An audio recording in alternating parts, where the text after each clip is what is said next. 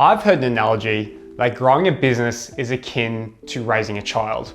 We conceive it by registering a company.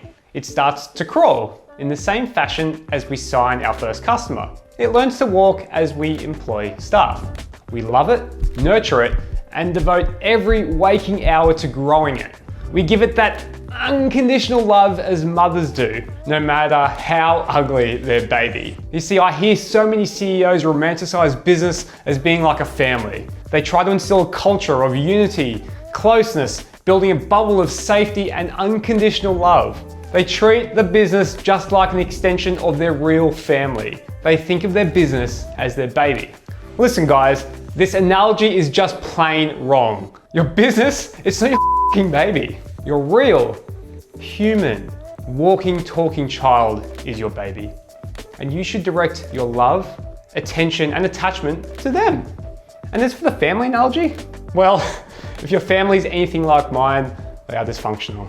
It's easy to liken our business to family. I get it. It is, after all, a manifestation of ourselves.